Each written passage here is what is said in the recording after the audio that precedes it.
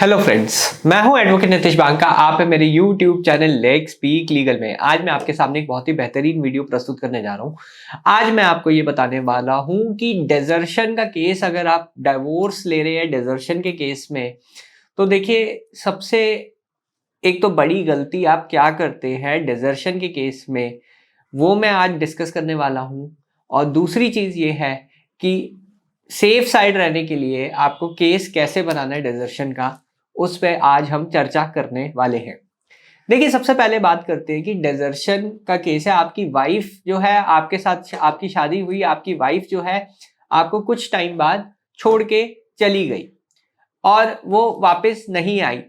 2 साल के सेपरेशन के बाद आप डेजर्शन का ग्राउंड सबसे पहले तो डाल सकते हैं। क्रुएल्टी के साथ आप डेजर्शन का ग्राउंड भी डाल सकते हैं अगर आपका 2 साल का सेपरेशन हो गया है ऑलरेडी।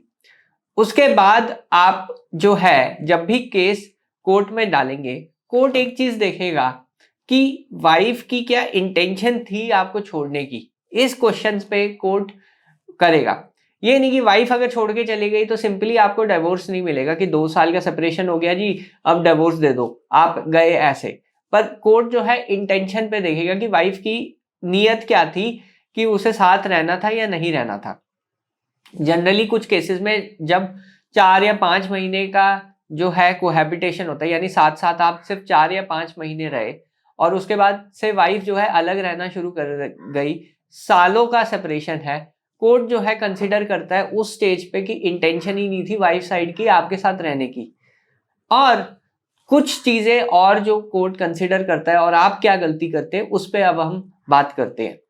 देखिए कोर्ट जो है देखता है कि मैट्रिमोनियल रिलेशनशिप दोनों पार्टीज का क्या है। जब भी आप डिजर्शन का केस डालते हैं, क्या कोर्ट देखेगा कि किस नेचर का रिलेशनशिप है आपका। सपोज आपकी शादी हुई और वाइफ जो है आपको 4 महीने में 5 महीने में छोड़ के चली गई।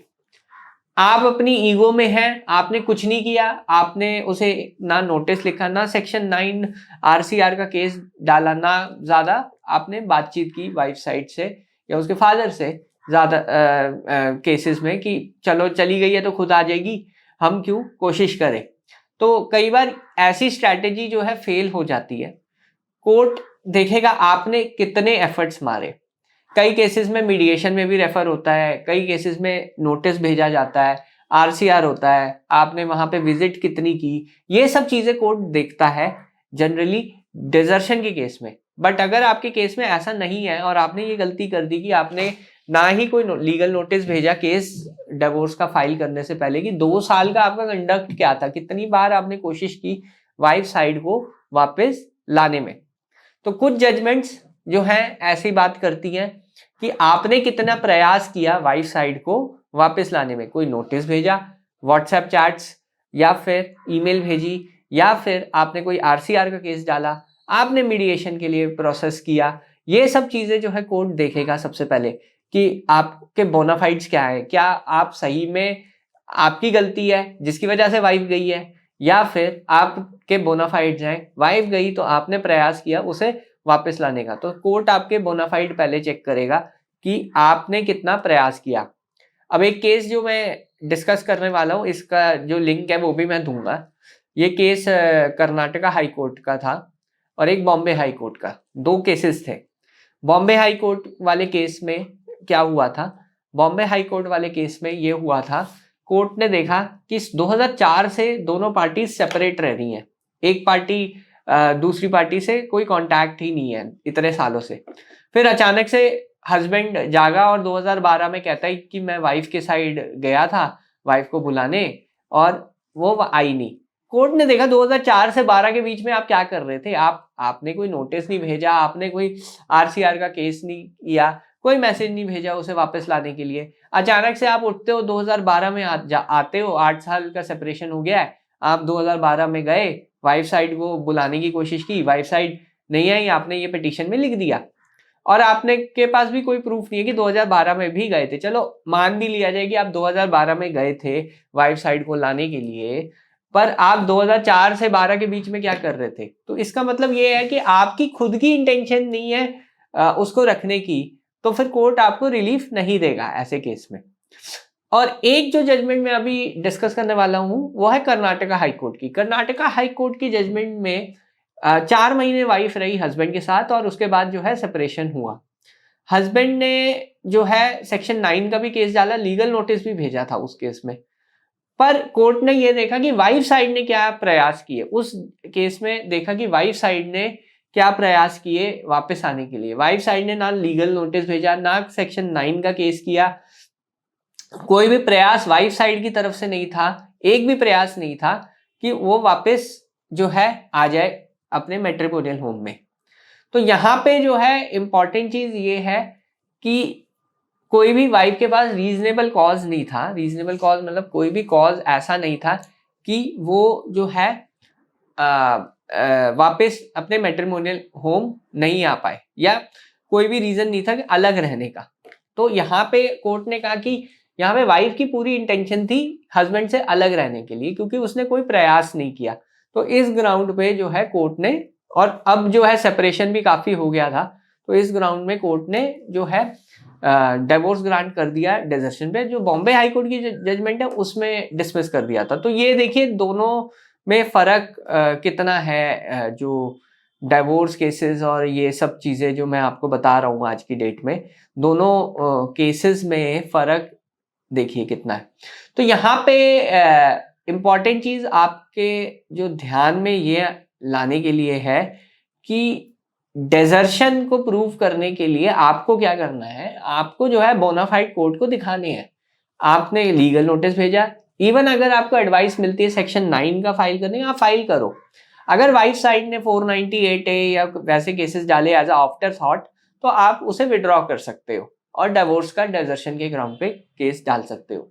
तो कोर्ट आपके पूरे बोनाफाइड समझेगा। और वाइफ साइड ने अगर फॉल्स केसेस किए हैं तो आपको डिवोर्स भी मिल जाएगा।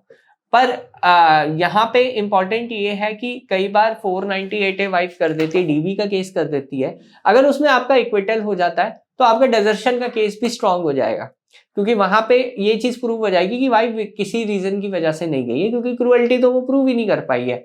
तो वहां पे डेजर्शन का केस भी आपका स्ट्रांग हो जाता है। तो अगर हो सके तो जो भी 498 केस है, ये डोमेस्टिक वायलेंस के केसेस हैं, वो आप पहले खत्म कीजिए और उसके बाद आप जो है क्रुएल्टी और डेजर्शन के ग्राउंड पे डाइवोर्स के केसेस आप डालिए। मतलब थोड़ा सा गैप रखिए, वो मेरे हिसाब से बहुत राइट स्ट्रैटेजी है। बहुत सारी ऑनरेबल सुप्रीम कोर्ट की जजमेंट है, नीलू कोहली की जजमेंट है, श्रीनिवास की जजमेंट है, जिसमें कोर्ट ने ये कहा कि अगर एक भी केस फॉल्स डाला वाइफ ने, तो हस्बैंड को डिवोर्स लेने का पूरा पूरा अधिकार है। और वहां पे आपका डेजर्शन का केस भी स्ट्रांग हो जाएगा, क्योंकि वाइफ की इंटेंशन ही नहीं थी साथ रहने की, और तथा उसने फॉल्स केस डाला तो उससे बिल्कुल प्रूव हो गया कि वाइफ की बिल्कुल भी इंटेंशन नहीं है घर बसाने की। तो यहाँ पे कोर्ट आपसे ये भी पूछेगा कि आप घर बसाना चाहते हैं, तब आपको सही में यही रीजन देना चाहिए कि देखिए वाइफ साइड ने फॉल्स केसेस हम पे डाउरी के डाले हैं और ये इतना हैरेसमेंट हमारी पूरी फैमिली को हो रहा है, इसलिए हम नहीं रखना चाहते वाइफ को। और एक केस ऐसा हो सकता है वाइफ ने कुछ नहीं डाला, आपने भी कोई प्रयास नहीं किया, वाइफ आपको छोड़ के चली गई और आपने कोई प्रयास नहीं किया उसे वापस लाने का, तो वहां पे जो है आप प्रॉब्लम में फंस सकते हो। तो प्रयास जो है वो करिए कि वाइफ साइड को वापस लाने के लिए लीगल नोटिस भेजिए, आरसीआर का केस कीजिए, मीडिएशन में रेफर करिए। ये 3 चीजें आप जरूर करिए, तभी आपका डेजर्शन का केस स्ट्रांग होगा। साथ ही साथ अगर आप 498 है 406 में एक्विटल ले लेते हैं, वो चीज भी आपके बिल्कुल काम आ जाएगी, हेल्प कर देगी उस केस में भी, कि वहां पे आप जो है डिवोर्स का केस आपका बहुत ज्यादा स्ट्रांग बन जाएगा। तो यहाँ पे ये 2 स्ट्रैटेजीज अगर आप करेंगे तो आपको पक्का जो है डिवोर्स, मतलब पक्का इन द सेंस कि आपके जो डिवोर्स के चांसेस हैं वो बहुत ज्यादा बढ़ जाएंगे।